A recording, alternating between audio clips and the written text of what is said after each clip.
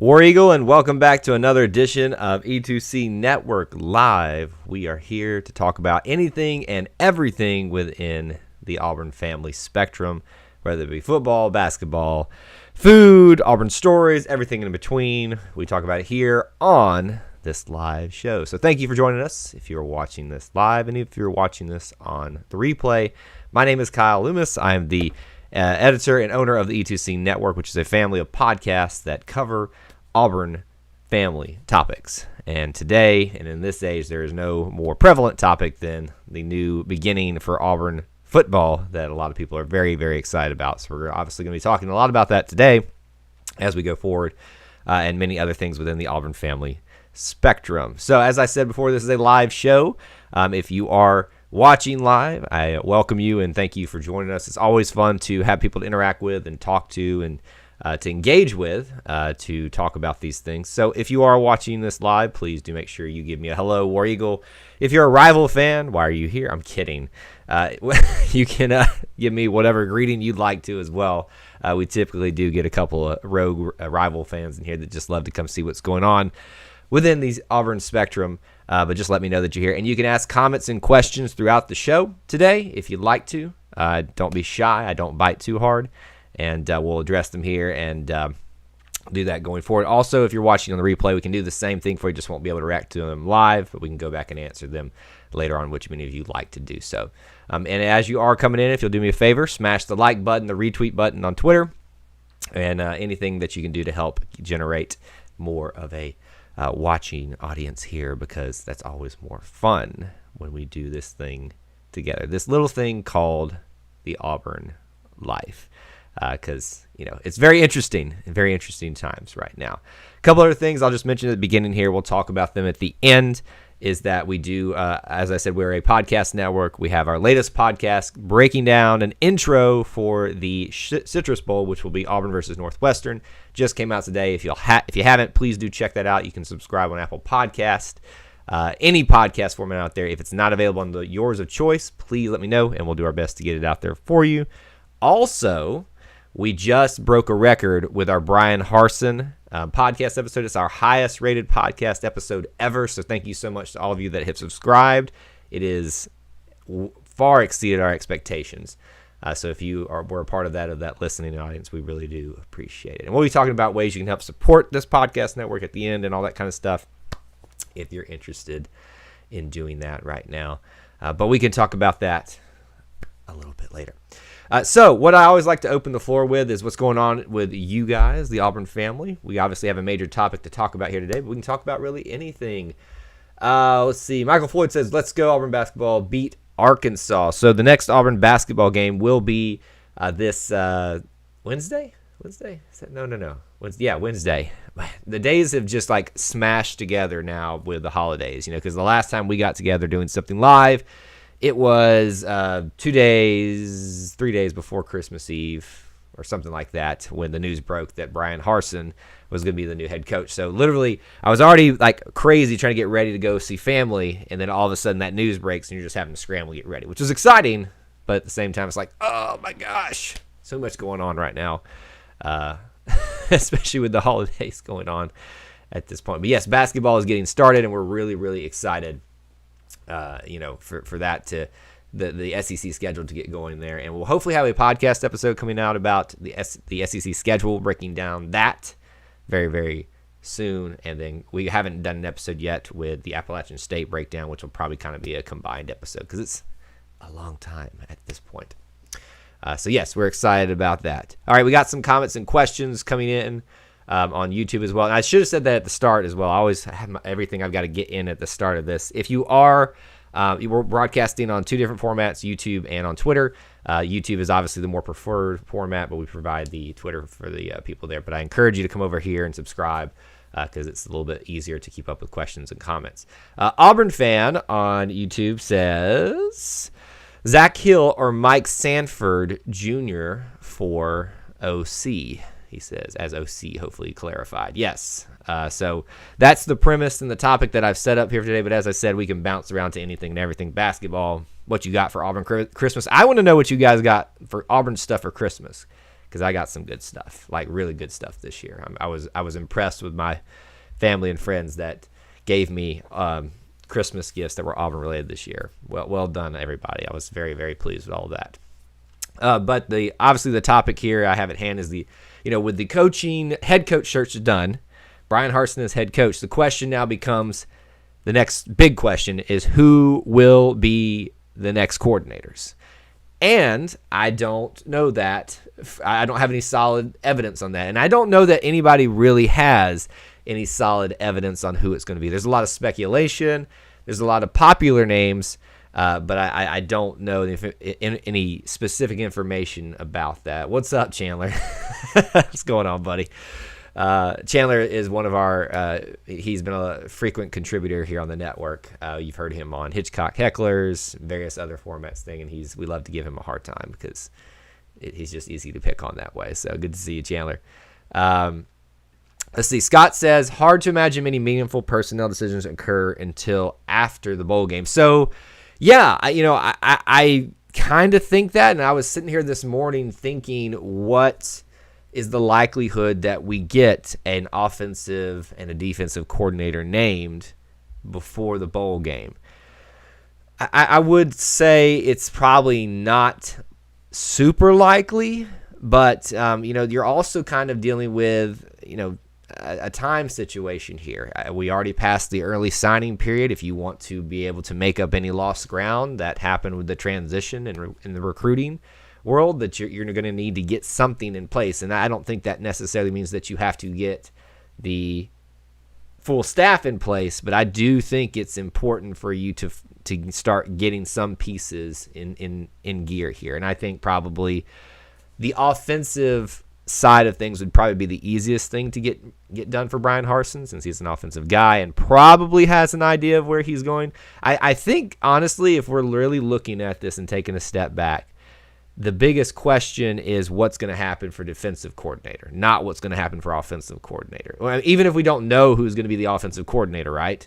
We know that that's probably already kind of figured out in his mind, and he's already got his top 3 candidates, and really is going to think about that.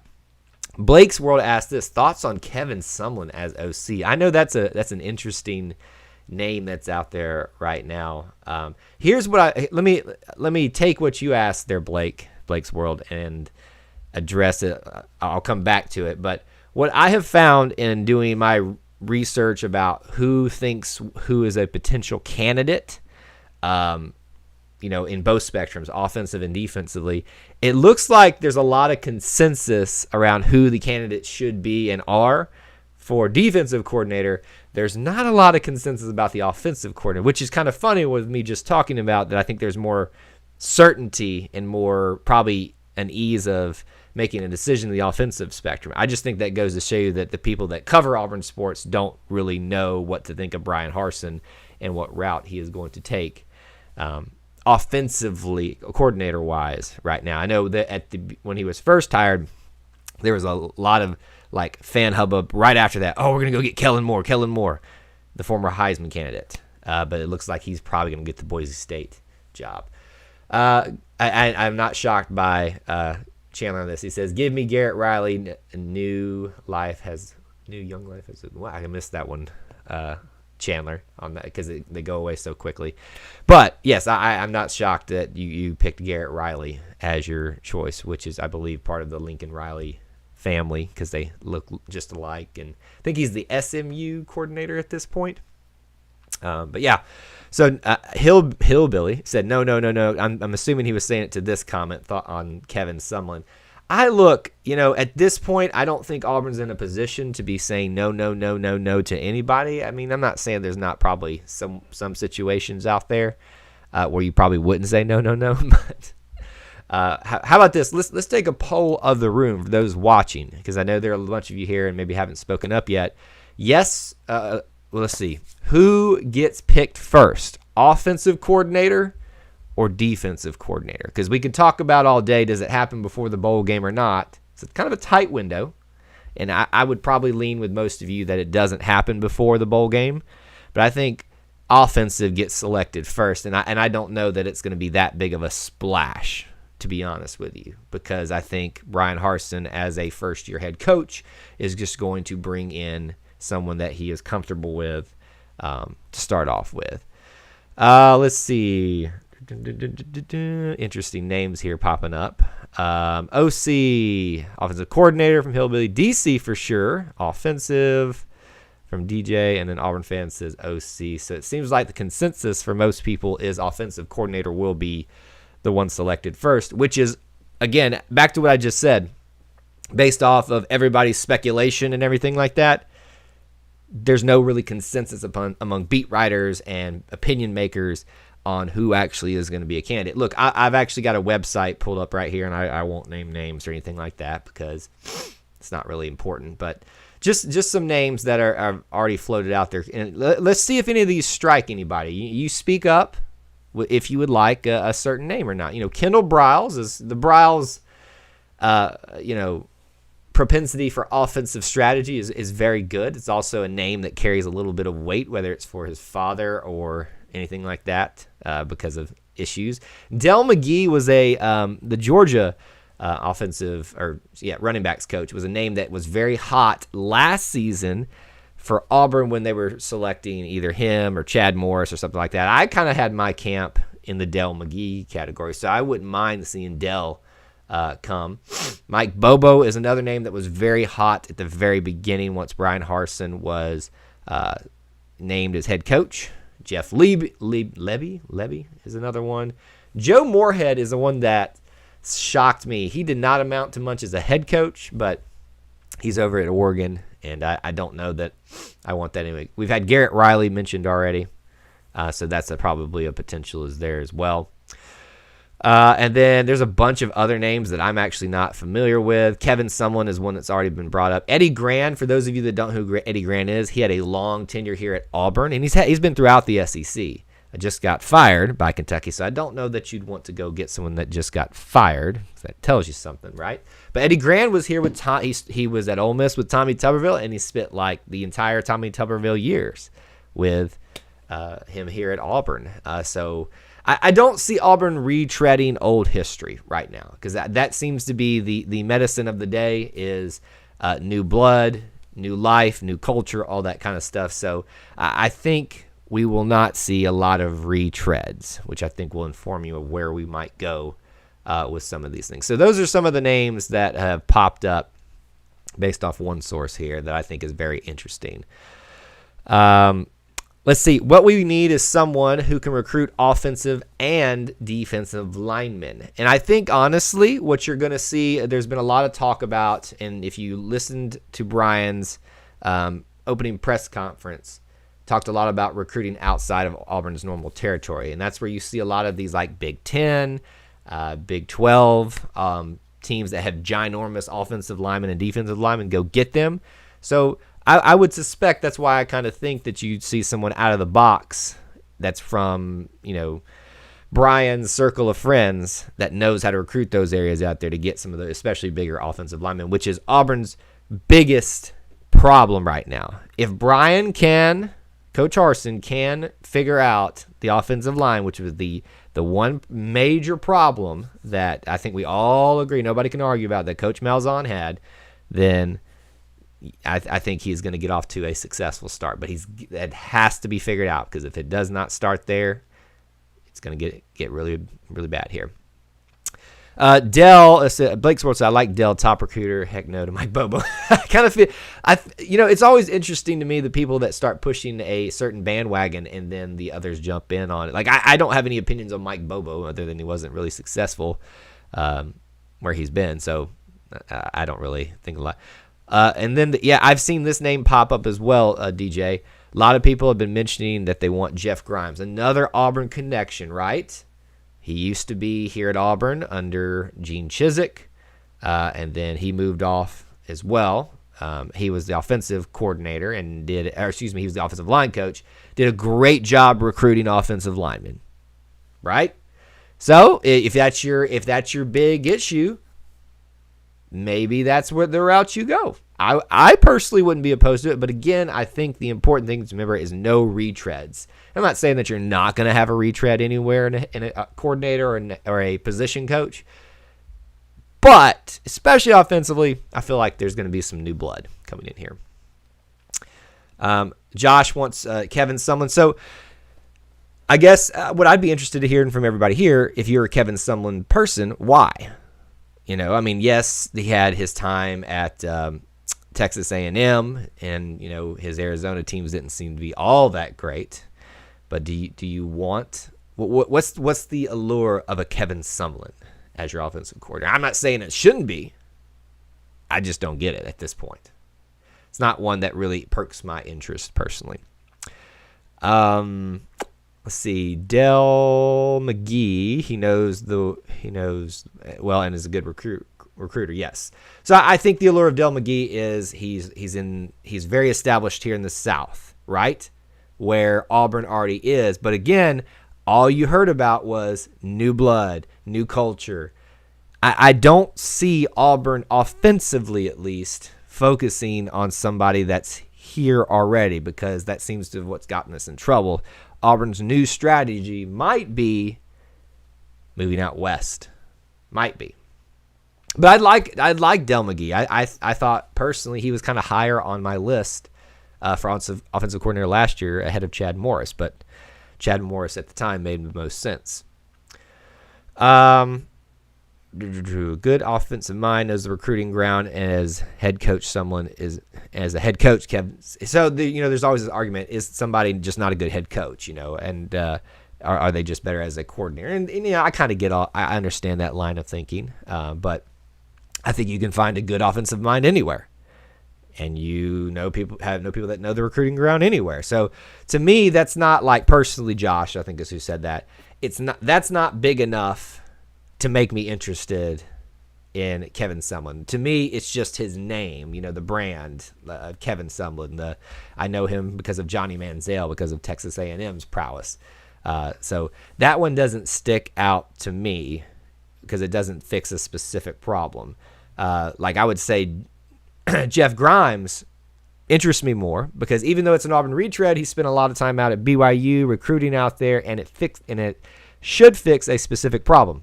Offensive line. So if we're going to retread, I'd like that one better. Montez, welcome, buddy. Thanks for popping in. Glad you're here. Hope you'll subscribe and show up for more live streams. We do these as often as we can, but at no specific times.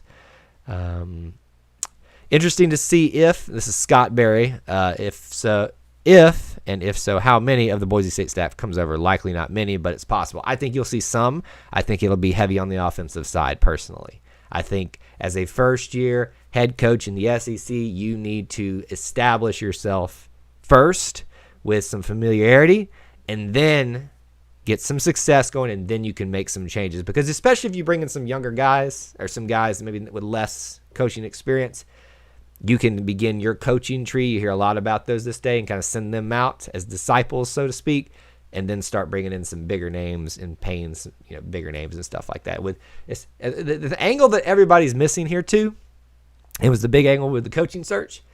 There's no money. I know y'all think the boosters got tons of money, but they don't. War Eagle for Life says, new wide receiver coach. Are you asking a question or are you saying? Let me know. Because I missed that one there. Let's see. Looks like we got a little side conversation. By the way, if you haven't, please do smash the like button as you come in. It does help the stream out. So yeah, offensively, I think that's the way to go. They go to Boise State out there. You bring in some fresh faces and ideas from out there, especially offensive line wise. And if we're going to do a retread, I wouldn't mind JB allowing Jeff Grimes to come back. Who would you want as a new wide receiver coach? First of all, why is wide receiver first on your mind right now? I think I know why, but who would you? Personally, I don't want anybody new as a wide receiver coach because I'm the hugest homeboy. Homer, I guess is the right word for Cody Burns. I am a Cody Burns, like I got the dude right here. I would love to see that man stay. I know it's not going to happen, so I'm not kidding myself. But I don't know the wide receiver. I have when we got the head coach stuff. Everybody was already asking, "What do you think is going to do with the coordinators?" I'm like, let's just process this first, and now we can talk about coordinators. Let's get coordinators figured out first. I'm not trying to brush that question aside, but if you have a potential candidate, please share. I'd love to start talking about that. But right now, I'm focused on offensive and defensive coordinators, and then we can talk about support staff. Because I think a lot of that figures itself out with those two. If you think they're going to give him full control, oceanfront property in Egypt. Yeah, I mean, obviously, I think there's a lot of people that are cynical about the whole who's in control and stuff like that. I mean, the thing you have to understand is you can say that somebody doesn't have full control. You can also say that they do. You don't know for a fact what's going on unless you're actually part of the group of decision makers, right? We can speculate all we want. And I always try to remind people of this. And here, let me get my soapbox for just a second. And I say you, not as a specific thing, and even more at me. Well, maybe we use we. We spend way too much time on message boards and listening to people whose job is to get you to read their stuff, right? They love to rile you up. I'm hearing, oh God, Chandler. I'm not even gonna. Chandler's over there running amok. I am not. There are people out there whose job is just to get you to read their stuff, and that's their job, and I don't fault them for that. But they thrive on building controversy, and I think a lot of us got played with this whole powers that be thing. Just think about that for a second. I would, Benny. I would say it's from what I understand, it's not even so much that Malzahn didn't have full control. It's that Malzahn was not given full support ever. The man had to give up $2 million of his own dollars just to get the football facility going. If that doesn't show you how messed up Gus Malzahn was treated at his time and was never given the full keys to do something, why do you think he failed in some people's eyes? He didn't fail in my eyes. But, Anyway, so I just say that when people bring up the powers that be thing, the whole Kevin stop the steal thing, I think we were taken for a ride, to be honest with you. Not that I was taken for a ride, but I try to not be judgmental and include me in that as well. Because I am an Auburn fan. All right, let me catch up on some questions here on YouTube, and I'll try to look over here as well and catch you guys as it comes on the flyby. Andy Avolis, DC from Oregon, and Zach Hill from Arizona. That's one that was brought up at the top, and I forgot about that one. Yeah, the Arizona is it Arizona State or Arizona? That is one that's popping up right here. Let's talk about defensive coordinators in just a second, Jackson. I think that's a great one to talk about. I think that one's probably got a little more clarity if there is something with clarity right now. Let's see. After watching the film on quarterback out of Texas, he could give Nix a run for his money. Always remember that the most popular guy on the team is the backup. Don't start thinking ahead right now. I think a lot of you are overthinking the Bo Nix thing personally. Let's see. And here's the thing. The kid sure doesn't have a problem with staying in the pocket. You would have a problem staying in the pocket, too, if you had that offensive line. Mark it down. I promise you. Let's see. What's up? Have you heard any mention of Kellen Moore, who's the Dallas OC and has the great quarterback in Boise? I heard the speculation because Bryan and Kellen are close. Yes, so unfortunately, that hype, I think, ended probably very quickly after the Bryan Harsin hire, because now with that opening at Boise State seems to be a lot like Auburn, right? They like to hire their boys from the past. Why wouldn't you go hire Kellen Moore with the success that he's having right now? So I don't foresee Kellen Moore coming to Auburn personally, simply because of that fact, personally. Let's see. Hilby says if Bo doesn't improve, I'm going to look ahead. And it's your right to do so, but you will be, I think, you will be in a constant cycle of that if you don't take time just to have a little patience and realize that the kid's been put in a situation now, just like Jason Campbell. What would have happened if you looked at past Jason Campbell, huh? 2004 doesn't happen. Just saying. Because he had to run for his life too. All right, so let's come back just a second to Jackson, who said, what about Travis Williams, the defensive coordinator? And then David Aoun So AUN. I don't want a Muschamp as DC if Steele leaves. So that is the one that's got, I think, a little bit more certainty in terms of talking points at least. Because think about it this way. Right now, the camp is split. Oh, Auburn fans are split? Shocker. Kevin Steele right now is some people's favorites because they want him to stay because of what he does as a defensive coordinator. Others want him gone. It's really interesting. Benny says, finally someone with rational thinking. I think you should talk to everybody else here who probably criticizes me and my thinking and calls it not rational. But, hey, I appreciate it. I think it's in Auburn's, as I said from the very beginning, and I'm going to make a lot of you mad who have not been here listening to me before, that I thought Kevin Steele was the best choice out of a bad situation that we should never been in for head coach. I also still think that Kevin Steele is the best choice currently for defensive coordinator. But will Kevin Steele stay? No, in my opinion. Why would you? After the way you were treated by the fan base, and whether he was, look, we can talk and speculate about who did a coup, who did what, blah, blah, blah. And I was a Gus Malzahn supporter, right? And so if he led a coup against Gus Malzahn, I should be mad about that, right? Which I'd be upset about. But I still can recognize that what he does for Auburn defensive-wise the last couple of years was unheard of and deserving of that type of money that he got. Why not keep him, let him work out his contract, and then bring somebody in? It's kind of like think about Bryan Harsin for a second.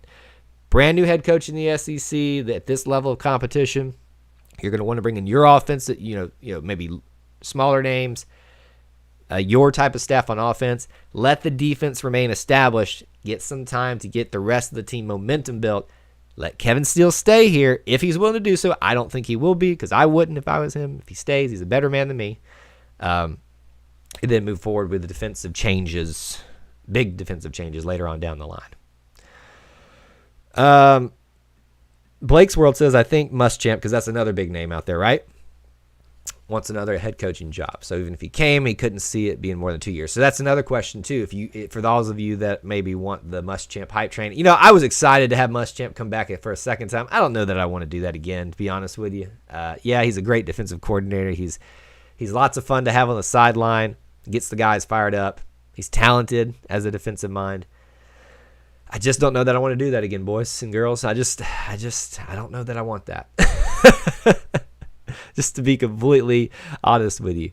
And yeah, I do think that he wants to be a head coach really badly. I think that shows because when you go from Florida and you're willing to take the South Carolina job, that says something how bad you want to be an offensive, a defensive coordinator. So I do think that he would not be a likely stay for a while here. If we don't know for certain, but if there was a coup of mutiny on Malzahn's coaching, hold on, what's up with you? Okay, yeah, let's talk about T. Will in just a second. Those coaching anyone connected to must go. If they'll do it once, they'll do it again. But you don't know that. So talking about the whole coup thing, you don't know that. We're just speculating. Remember, media people. And I'm saying this as I'm not a big media person, right? And our network's not a big media, but I'm saying our job is to get you to read, to watch, to listen, right? Just pulling the curtain back here a little bit. Sometimes stories are pushed that aren't necessarily true because they know they can get conversation going. I need you to sign up for this subscription. I need you to subscribe to this podcast, right?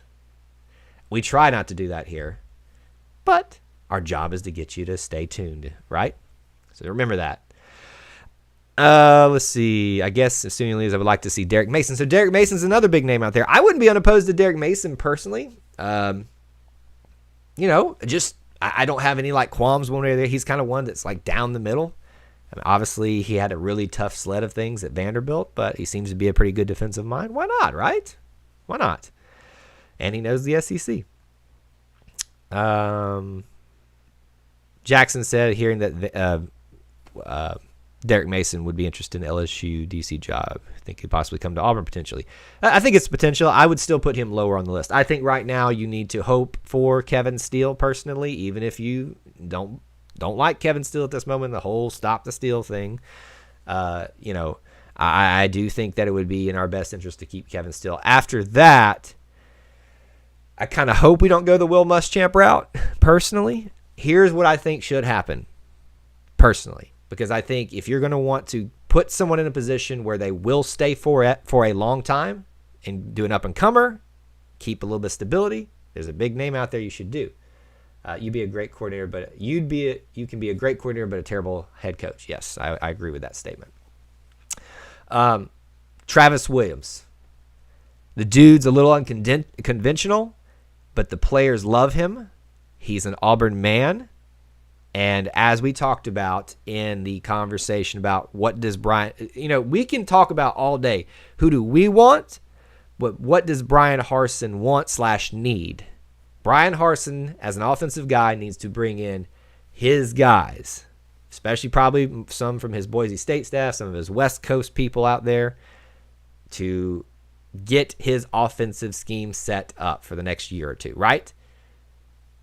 But he could keep things the same on a defensive staff that is being, that has been probably the strongest point for Auburn in the last couple of years. Even if you don't keep Kevin Steele, what if you promote Travis Williams, an Auburn man? The fans love him. The players love him. He recruits well. Have you seen our linebacker position for the last couple of years?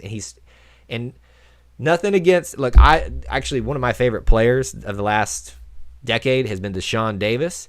But if you looked at him, and especially with his injury he had coming out of high school, you wouldn't expect him to do what he did. And that's coaching, and that's the type of coach that Travis Williams is. So I'd be excited to have him.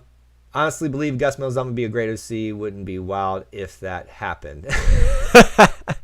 Stranger things have happened in 2020, my friend. So, yes, it would be wild. And it is probably not the least likely of things that would ever happen, but it is still least likely. But yeah, I wouldn't get your hopes up for Gus Malzahn. But then, many people complained about his offensive scheme now, and he wouldn't change things. So you're going to do that again? So Hillbilly says Travis Williams should stay and be promoted. I think, honestly, if Bryan really, really, really wants to, because right now, even though there's hype around his hire and there's excitement and optimism, right? There's still part of us, and I'm probably on this side, that have our feelings hurt still about Gus Malzahn being let go. If you want to give all parties involved a reason to unite around you, I think you promote Travis Williams. It's hard not to like Travis Williams. He wouldn't have to worry about anything but being OC. Yeah, but y'all, I keep saying y'all, we still complained, right, about his offensive stuff, right? The problem's not solved. I love that. I love Gus Malzahn. I think he should have stayed as head coach personally. But no, I wouldn't want that for him, and I don't necessarily want that situation for us personally. But I do think Travis Williams I think what makes the most sense is to try to retain Kevin Steele for money reasons, for stability reasons, for many other reasons. But I think the next thing after that, I think like a 1A and a 1B would be promote Travis Williams. After that, it's really anybody's guess. Like I said, if you look around the internet, you can find more consensus on who people think should be a candidate for defensive coordinator. And so that's why I think that decision definitely comes after the bowl game. Because if it is going to be Kevin Steele or Travis Williams, you need to wait for them to finish this game out and then see what they want to do, because they've got to finish this right now. But going forward, I think offensive has an opportunity to be selected before the bowl game. Probably not, but maybe so. Hillbilly, I guess you may be saying no to Steele or something. I don't know what you think. Do you think Harsin will be able to recruit on an SEC level? That's the big question, right? That's the big one right there. I think, Jackson, that the question you should be asking is not can he recruit on an SEC level, but can he take talent that he finds and turn it into SEC level? I think that's the big thing right there. So the argument is most of the time everybody focuses on development. Everybody focuses on recruiting, or then the other side focuses on recruiting. You got to find somewhere in the middle to meet. We talk a lot about on these live streams about emotions versus context. Somewhere in the middle they meet to form your reality, right? Or the reality, not your reality. So, with that being said, I do think that you should not look at it strictly as a can they recruit the 5-star players, because 5 stars don't mean jack diddly squat. I'm sorry, they don't. Sometimes they work out, sometimes they don't. Can you recruit the 2-star player and turn into a 5-star player? That's the ticket. I just hope a lot of players don't leave. A lot of players love Gus, and you're going to have to be okay with that personally. I really think you're going to have to be okay with that, because that's happening. The players did not want Gus Malzahn gone. Period. And we didn't listen to him. So you will have a lot of people leaving early. You'll have a lot of people leaving early for the NFL. You'll have a lot of people leaving to go to other programs, because this is where they listen to the fans, and we didn't listen to the players. And I think that's sad, personally. So yes, you will see a lot of attrition, as they call it. DJ says, I do want them to keep Cadillac on offense. Cadillac is my favorite Auburn player of all time. Next would be Cody Burns. Probably then Deshaun Davis, honestly. And then Cam Newton. And then Courtney Taylor. But, yeah, that's probably my top 3 favorite. So I'd love to see them keep Cadillac some way.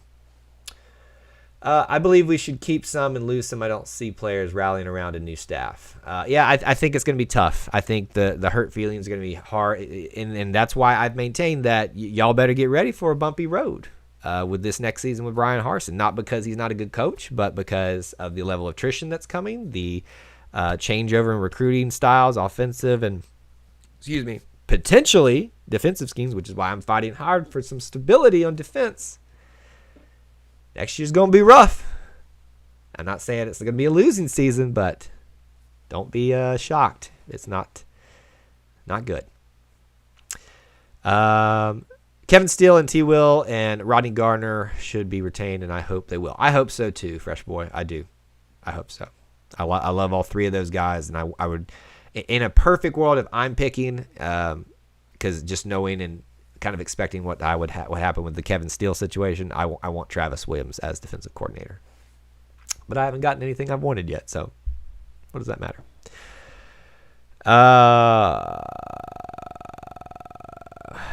Let's see. Really wouldn't break my heart if the Citrus Bowl got canceled. I'd break my heart, personally. That's a bad way to start off 2021. Personally. All right, by the way, if you haven't, just a quick reminder as we're going to kind of wrap up here in just a little bit. If you haven't, please do smash that like button on YouTube, retweets and as well to share with people there, because that always does help the stream out. Did you forget about Bo Jackson? I mean, why not? But I don't see it happening. Do you think Seth and Schwartz leave for the NFL? 100%. I think they leave for the NFL. I think they are gone. Personally, I think it's even been pretty much confirmed that Schwartz is not even with the team right now, if I saw that correctly. So I don't think that that's going to take place. All right, a couple things here. Let me kind of wrap up here. If you're looking for ways to help support our channel, or the channel here, but also the podcast network, we do have an easy subscription service that you can be a part of for as little as $1 a month. It's called E2C Network Booster Club at patreon.com/E2C Network. You can also go to the website to the support tab and find the way to get there as well. And you can get yourself some perks and help support the content that we put out here and keep doing that as well.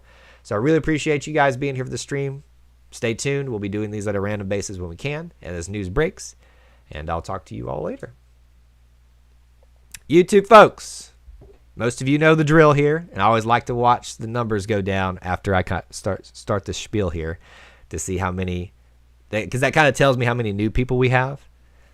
Because most of you, I think, are starting to learn that I stay a little bit longer for you all than I do everybody else.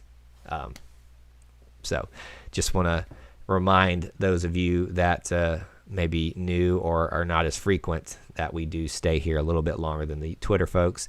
It kind of began for no reason at all, but it just out of kind of ease of access, and it looks like actually most of you all have stayed, which is kind of interesting. Interesting. All right, let's go back through some of your other questions and comments here, and you can keep them coming. And I want to remind you guys, if there's something else that you want to talk about within the Auburn spectrum, other sports, other stuff, we can talk about that as well. Hillbilly says yes, yes, yes to Rodney Garner. Nick Saban didn't recruit down south before he was named LSU coach. Urban Meyer was the same. They recruited just fine. Both of them coaches came from northern teams. Yes, they did. But it doesn't mean that's going to work out for Bryan Harsin. I'm just trying to, personally, when I talk about things, I try to talk about it from both angles. Scott, awesome. I'm glad you're new, and I appreciate you being here, my friend. I hope you'll subscribe and keep this, hit that notification bell, because we don't do this on a regular basis. So if you want to know when we go live, you'll need to keep that notification bell barked as well. Let's see. We're talking about Nick Saban. So it doesn't. I try to talk about both sides of the equation. I have my opinions, and everybody else has theirs, and I try to talk about both sides of it. So when someone says, "Well, just because someone recruited well, this coach recruited well coming from the north," doesn't mean that Bryan Harsin's going to. But that is the big question, right? Because that's what everybody's on their mind, is the recruiting thing. Two things ultimately did in Gus Malzahn. After making the one poor decision that I always criticize him for, of hiring Herb Hand, that started the cycle of bad offensive linemen, and as a unit, not necessarily linemen, but a unit, and then this recruiting cycle, which that's what did him in. All the other speculation and I hate Gus Malzahn, and I hate doing the same play and all this kind of stuff. I hate that. That didn't matter. Those two things finally did him in. How will COVID affect next season? That's another big question, and one that I am unequipped to to manage.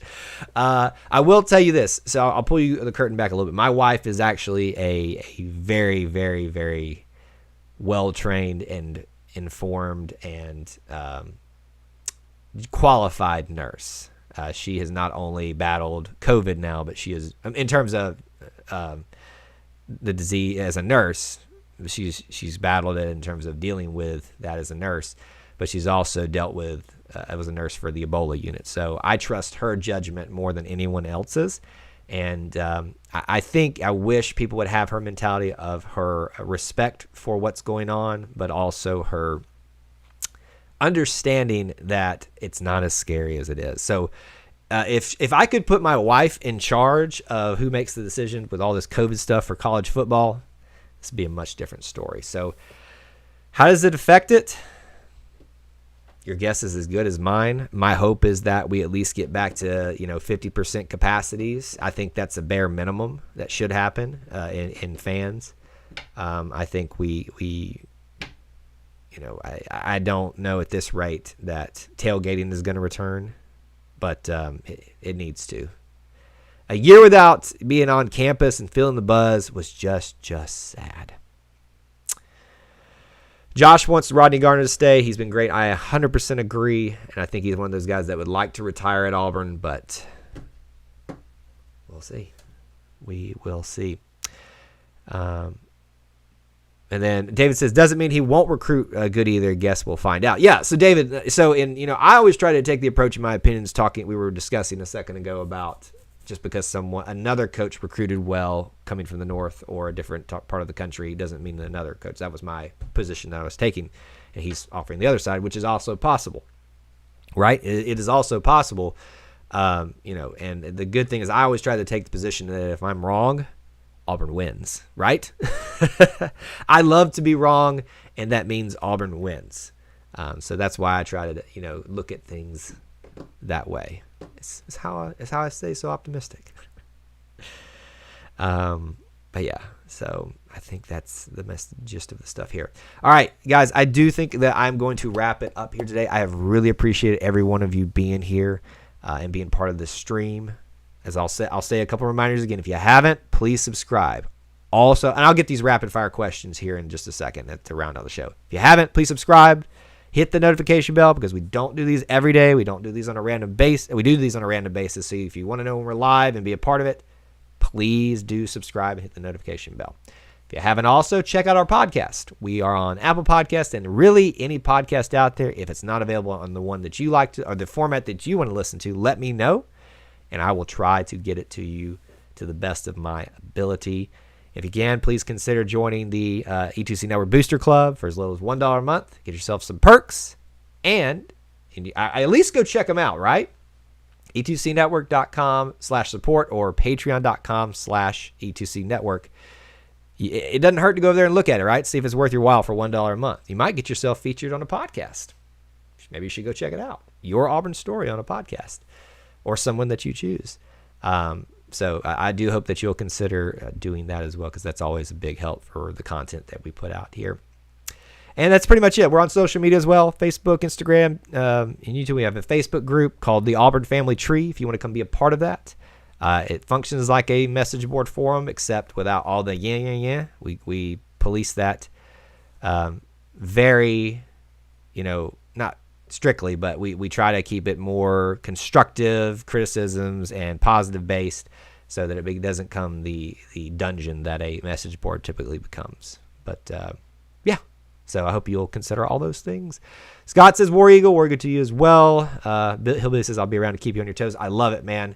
See, I don't like, as my friend recently said, I don't necessarily like echo chambers where everybody has the same opinion. But I think the great thing is when we have different opinions and we can talk about them and we don't get mad about it, right? Well, I hope you don't get mad about it, because that's just kind of petty. Personally, the biggest issue is the offensive line, defensive line. Got to win in the trenches. Offensive line more than defensive line. I agree, Jackson. I kind of see him taking a bit of a Bruce Pearl approach where he develops talent, then wins, and then only then do the big recruits start coming. The Bruce Pearl thing doesn't work for everybody. And I think that's not necessarily a Bruce Pearl thing. That's just a general success rate that many coaches have taken. But I see your point. You're just trying to relate it to the Auburn perspective on things. But we shall see, right? Hopefully we will have some news to talk about very soon, at least maybe some rumors and speculation coming up. Basketball is getting started. We'll be back to talk about some more stuff very, very soon, my friends. Till we talk to you then. War Eagle.